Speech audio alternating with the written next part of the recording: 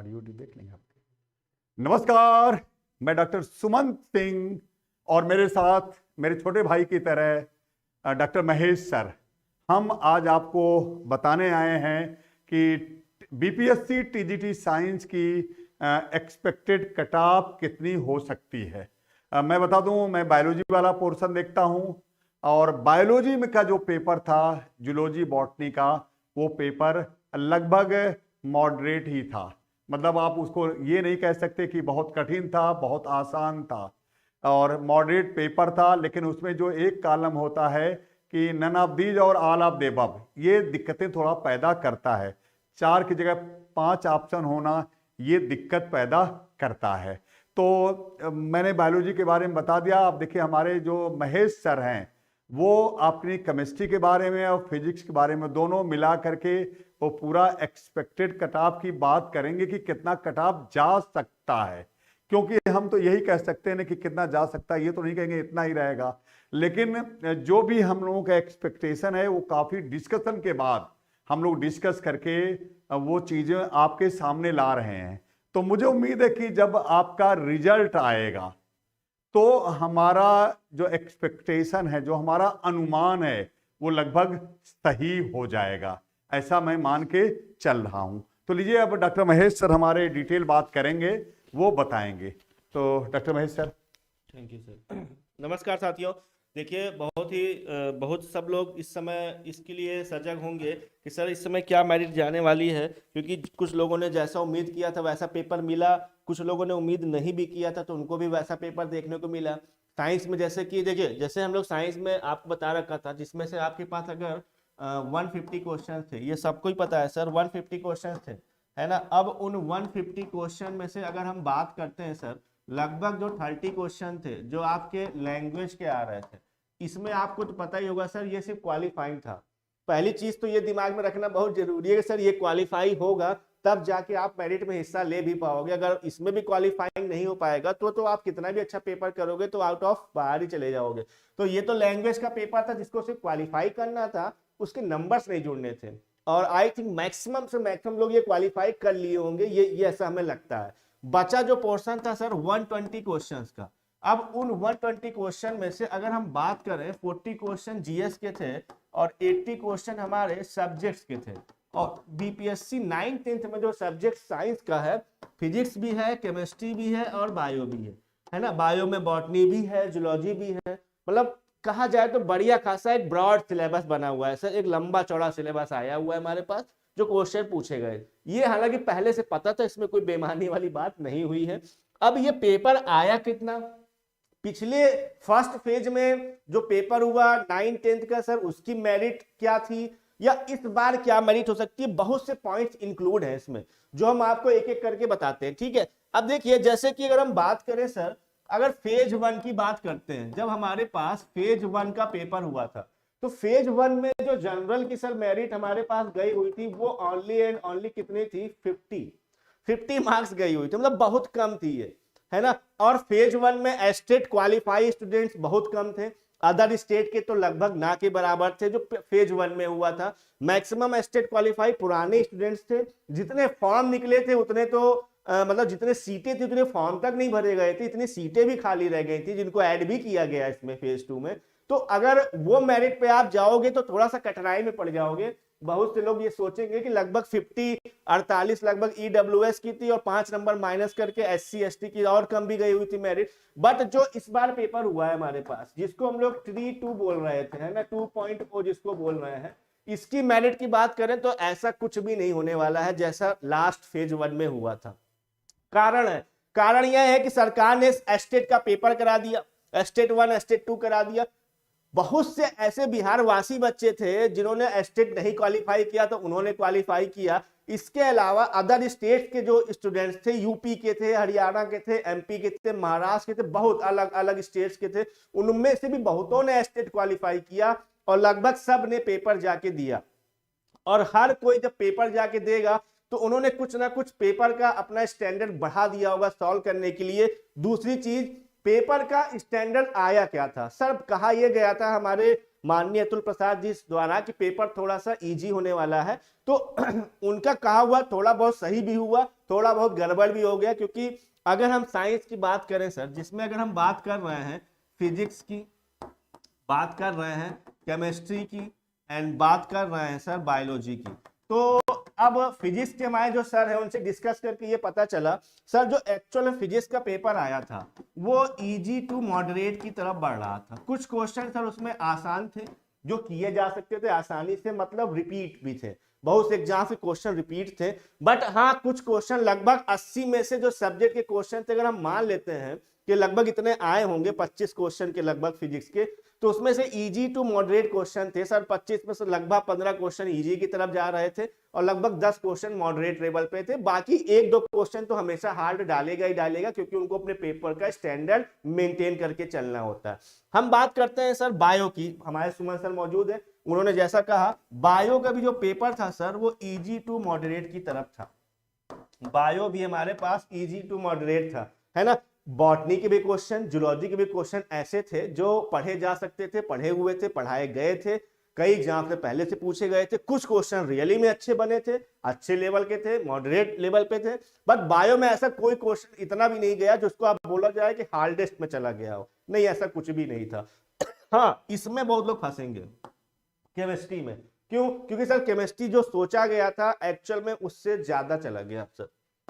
Chemistry का अगर हम लेवल की बात करें तो सर ये मॉडरेट से हार्ड की तरफ गया हुआ था, क्योंकि जो सिलेबस था 9th 10th का अगर हम पढ़ भी रहे थे एनसीईआरटी या एससीईआरटी का, तो आधे question out of syllabus 11th 12th पे जा चुके हैं। इस लेवल के क्वेश्चन पूछ लिया केमिस्ट्री में। लगभग अगर हम मान ले 25 क्वेश्चन केमिस्ट्री के आए हुए थे, अगर हम ये मान के चले तो उन 25 में से सर ये देखा गया कि 20 क्वेश्चन ही 5-6 क्वेश्चन आसान थे, बाकी 20 क्वेश्चन का लेवल, 18 क्वेश्चन का लेवल एक अच्छा खासा लेवल दिया गया सर। बढ़िया लेवल पे क्वेश्चन पूछे गए थे, हार्ड लेवल पे चले गया था।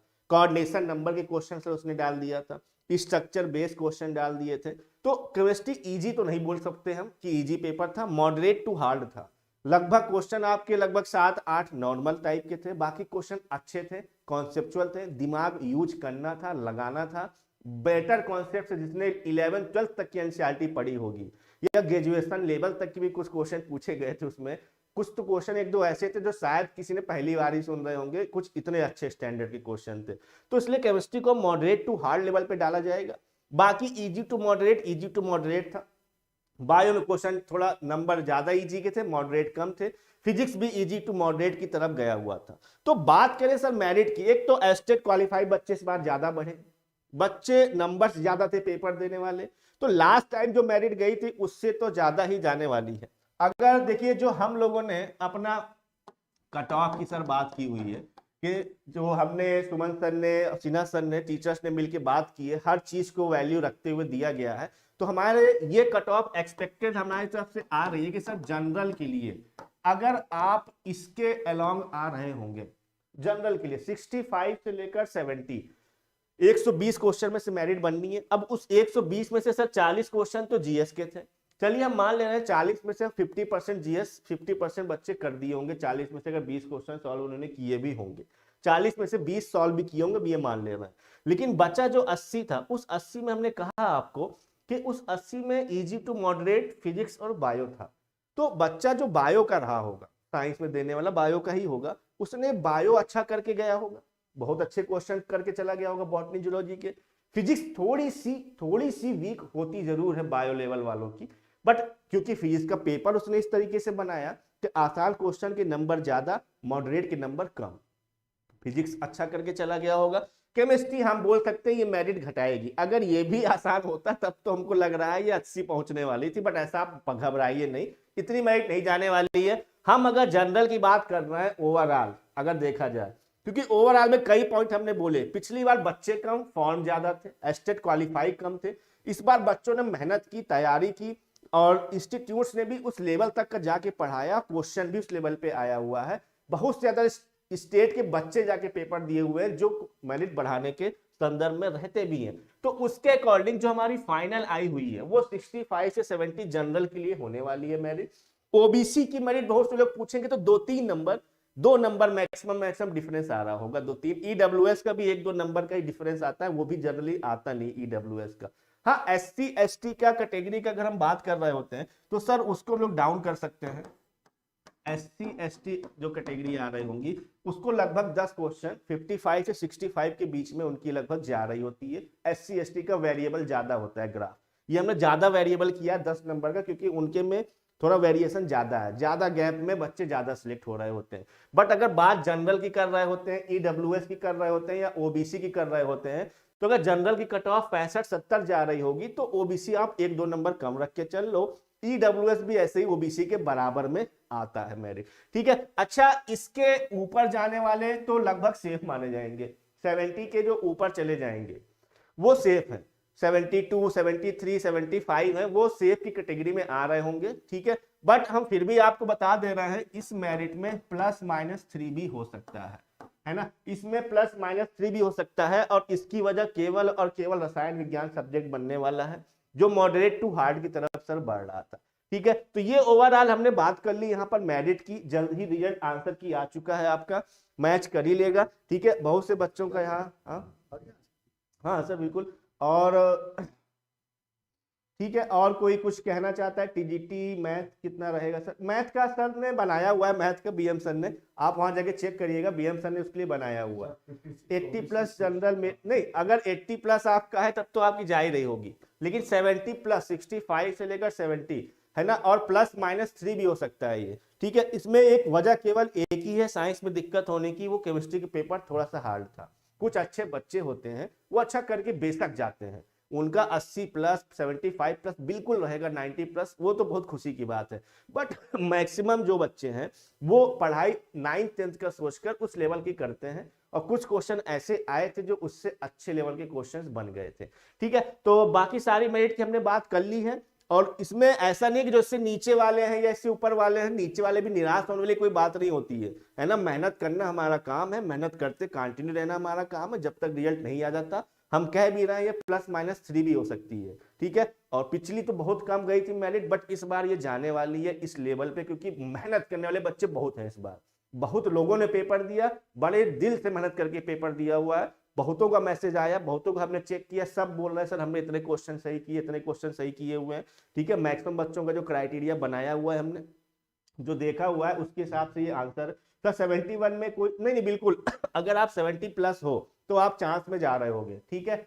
अगर आप 70+ हो तो आप चांस में आपका बिल्कुल यहाँ पर बन रहा होगा, ठीक है।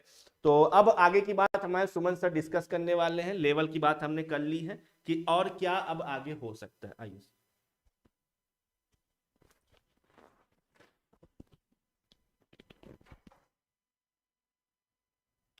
तो देखिए महेश सर ने बिल्कुल एक एक बातों को बता दिया, पिछली में कितनी मेरिट थी, इस बार कितनी जा सकती है, फिजिक्स केमिस्ट्री बायोलॉजी के पेपर कैसे थे।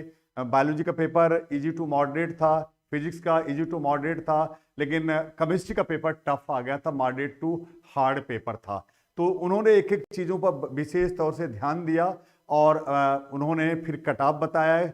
ये कट ऑफ है, मैं, doctor Sinha sir, doctor Mahesh sir और हमारे जो फिजिक्स के टीचर हैं, इन सबसे आपस में बात करके हम लोग इस नतीजे पर पहुंचे कि ये जनरल की कट ऑफ 65 to 70 हो सकती है, 65 to 70 हो सकती है। फिर डॉक्टर महेश सर ने एक चीज़ और बताया कि इसमें आप +-3 कर सकते हैं। अगर मान लीजिए आपके 60 भी सही हैं, 62 भी सही हैं, तब भी आपको निराश होने की कोई ज़रूरत अभी नहीं है।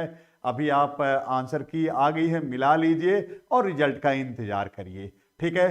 तो ये जो हम लोगों का एक्सपेक्टेशन है उसको हम लेके आए, और हमें किसी को दुखी नहीं करना है, और हमको सबको खुश रखना है, और आप पढ़ते रहिए, आगे बढ़ते रहिए, ठीक है। ओके, तो ओके, थैंक यू।